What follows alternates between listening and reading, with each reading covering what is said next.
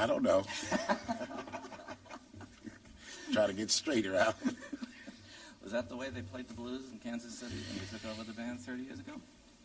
Well, no, that wasn't the way they played the blues, Ralph, because if that was the way they played the blues, it was a pretty bad start of the blues, I think. We'll get further down the line on the blues later on. What were they playing when you took over the band? Well, they were playing swing. I call it swing because truly that's what Benny Moten was playing, was swing.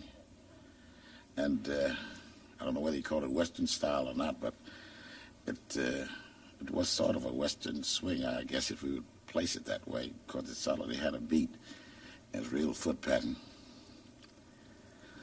So. Has it changed much? Well, yes. Beats changed quite a bit. I mean, of course, they've been experimenting on different styles, and which have been very successful. And but I sort of style our band on that style, and we basically haven't changed at all. Although we have some soloists that sort of leans toward the modern size, but we sort of remain the same. Do you still do things from that era? Well, yes, we play the blues, and I'm pretty sure that's from that era. That goes all the way back. Oh yeah, it goes back a pretty good little taste, I guess. Like, what do you say about how long? 60, 70. 100. No, let's cool it a little bit. No, I guess we're back in we'll say back in the early 30s. Yeah, I think that should do it.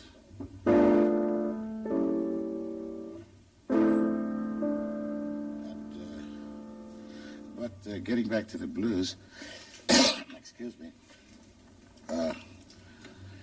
Truthfully, I really never heard the blues until I did had the pleasure of visiting Kansas City, which was in the very, very early days, even before the Blue Devils and Benny Moten's band, because we were through there with a burlesque show, which I was traveling with, a show named Hibbity Hop, and I got a chance to wander over on 18th Street at that time was blazing. I mean, everything was happening there, beautiful. I mean, you could hear the blues from any window or door.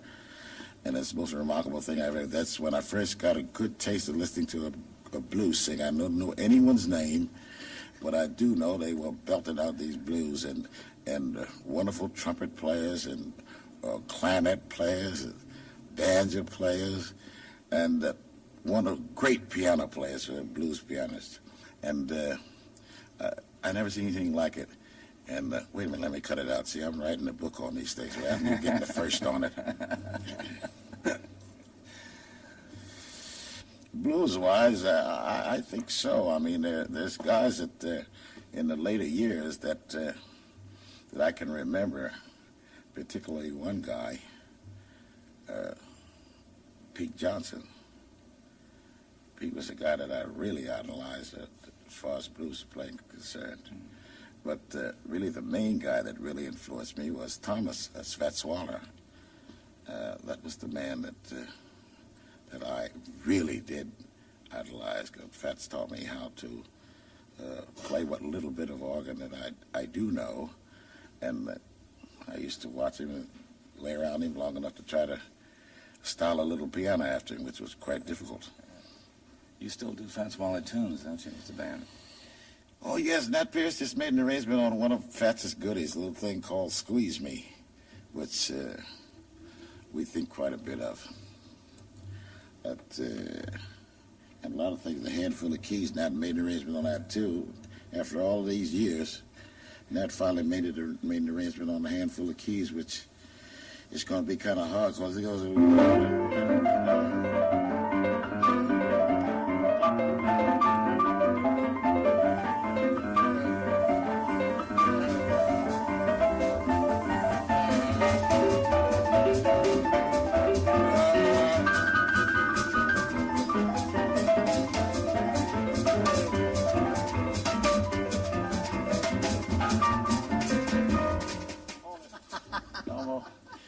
Can't get no further than that with that one. so we'll cool it right there. Yeah.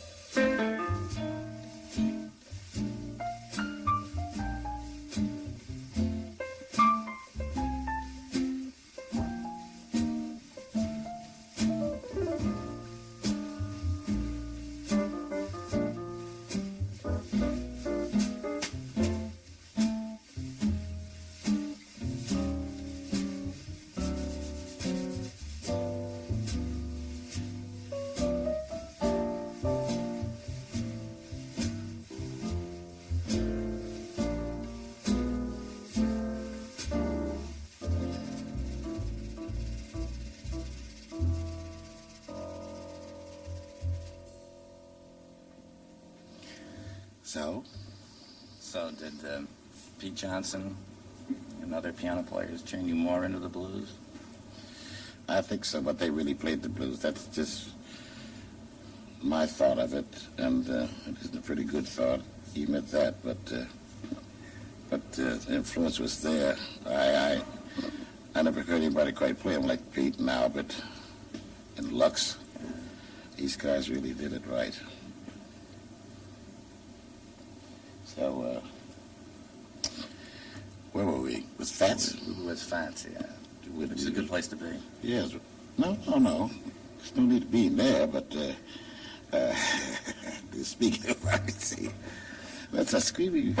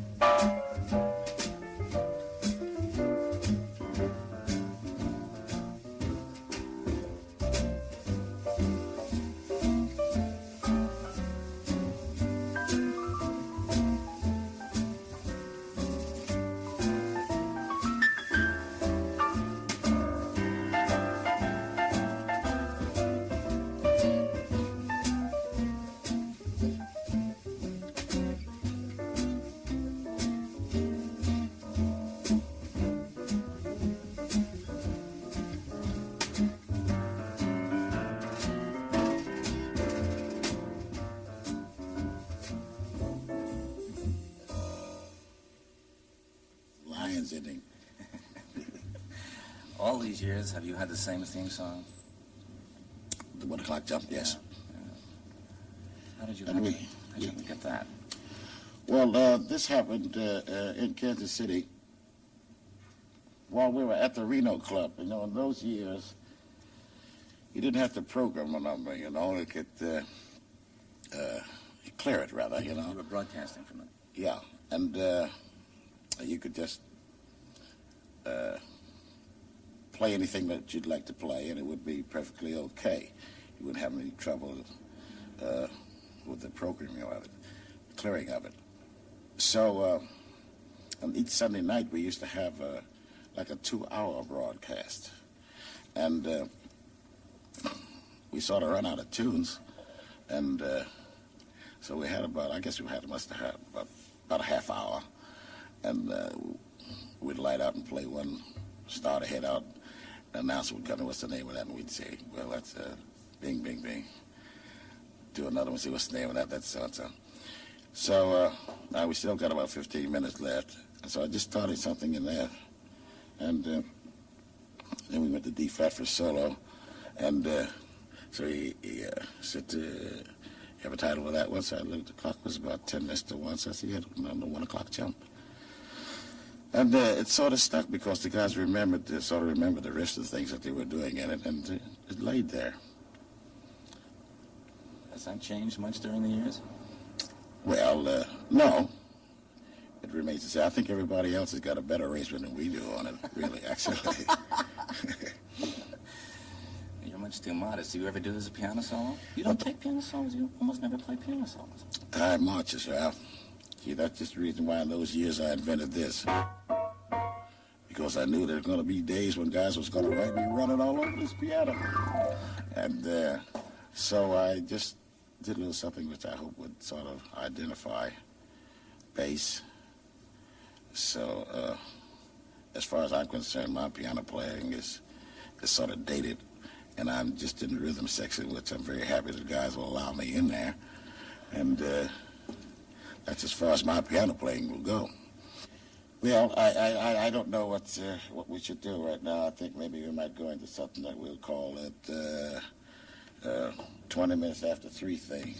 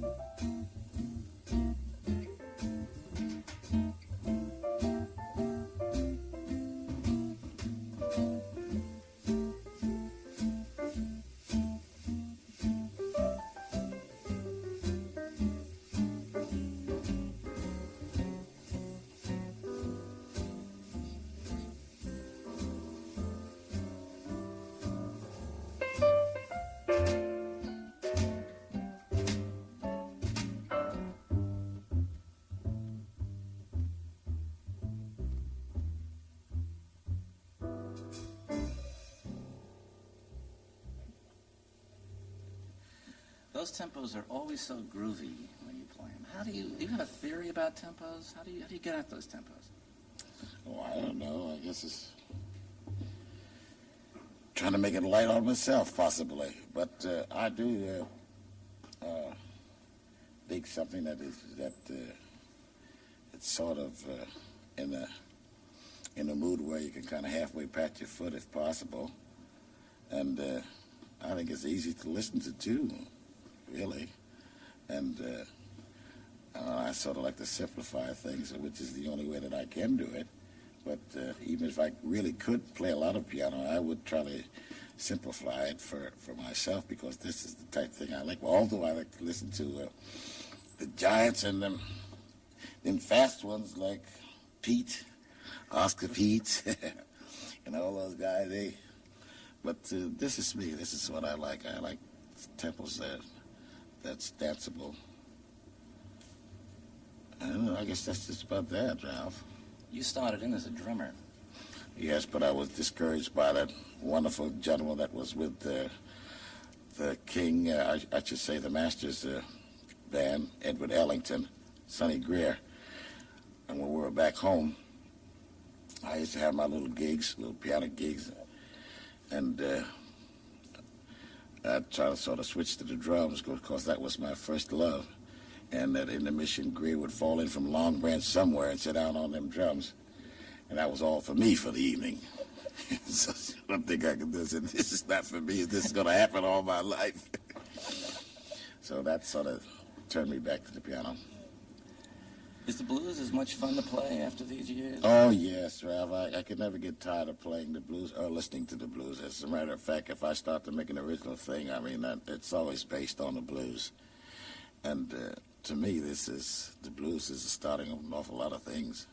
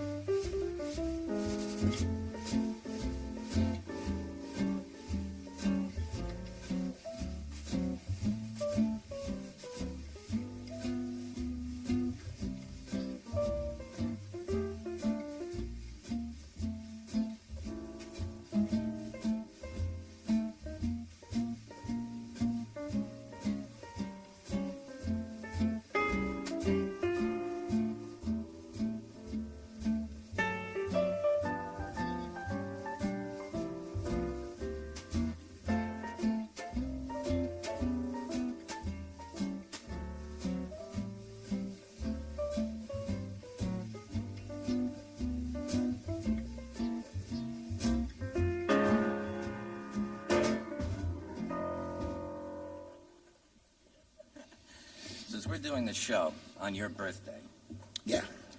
you've heard so much good music back over those years. Any particular things stand out? Not as far as any band is concerned. Yeah, anything you've heard? Yes, I mean, it still will linger with me. It's, of course, you know just what I'm going to say and who I'm going to say to. And it's from, I think, the dean of all, that's Edward Ellington, and a little thing called Warm Valley. I shall never forget that. Of course, I shall never forget this band, because I think this man and this band is just the end of everything. Duke's been going back for 20 years, and ain't nobody got near him yet. Play a little birthday music. Little birthday music? Yeah. All right.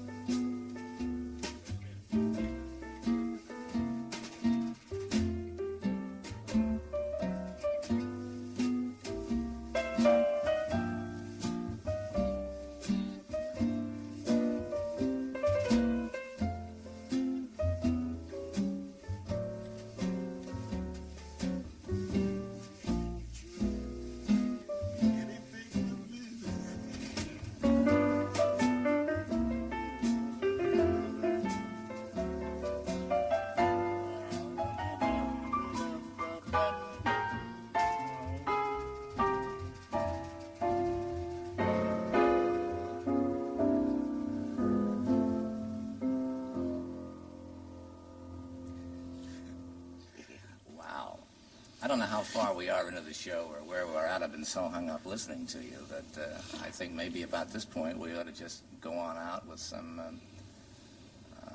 late birthday afternoon educational TV blues. Oh, yeah? Look out then.